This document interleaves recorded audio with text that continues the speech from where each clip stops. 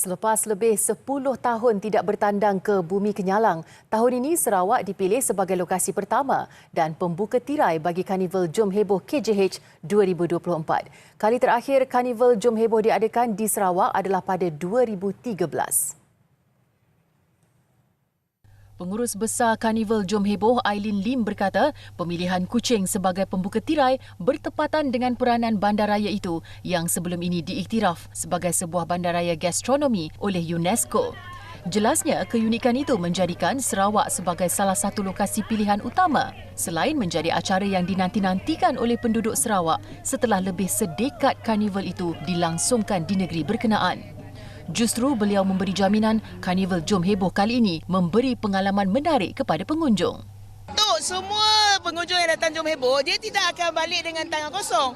Sebab you boleh scan je dapat hadiah percuma, boleh menang iPad, boleh jumpa artis-artis dari drama-drama popular TV3 dan juga banyak lagi aktiviti-aktiviti yang untuk seluruh keluarga. Sebanyak 130 reruai pameran ditempatkan sekitar karnival kali ini dengan penglibatan pelbagai peserta daripada agensi kerajaan, badan korporat dan peniaga kecil.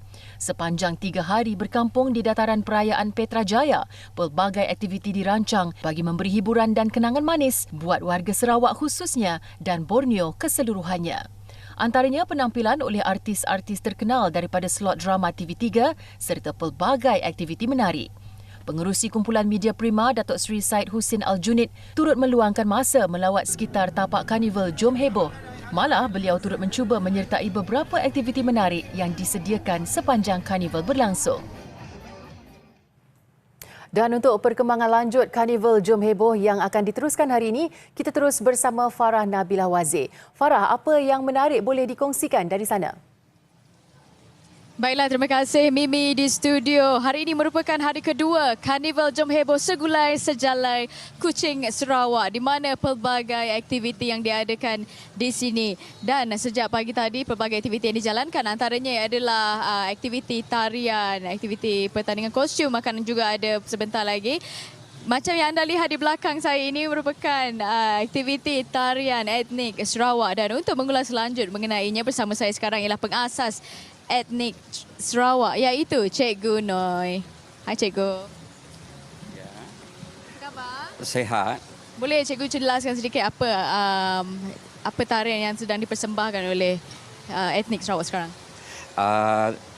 Tarian yang dipersembahkan ini merupakan tarian-tarian etnik yang telah dibuat dalam bentuk senaman. Di mana kami sekarang ini saya tengah mengetengahkan senam tari etnik Sarawak yang dulunya senam Kenyalang yang telah saya popularkan.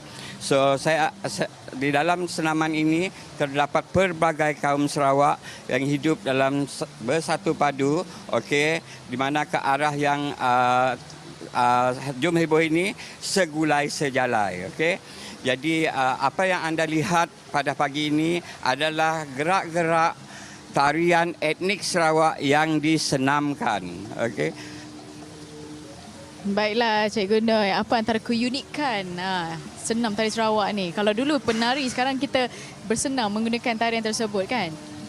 Sebenarnya saya buat senam tari etnik ini adalah untuk mengetengahkan budaya-budaya Sarawak kepada semua yang melihat atau semua yang mengikut supaya mereka mengetahui akan gerak-gerak tari budaya Sarawak dalam bentuk senaman. Baiklah, terima kasih Cikgu Noi. Bagi anda semua yang berada di luar sana yang tak tahu nak buat apa, orang-orang Kuching atau orang di sekitarnya, mari datang beramai-ramai ke Karnival Jom Heboh Segulai Sejalai Sarawak di dataran perayaan Petra Kuching Sarawak ini untuk sama-sama memeriahkan karnival ini kerana pada malam nanti akan ada acara kemuncak iaitu konsert Jom Heboh yang menampilkan artis antaranya Liza Hanim, Kakak Azraf, Tujuh Loka dan ramai lagi. Baiklah Mimi, saya kira itu saja laporan saya lintas langsung dari Kuching Sarawak. Kembali ke Sri Pentas.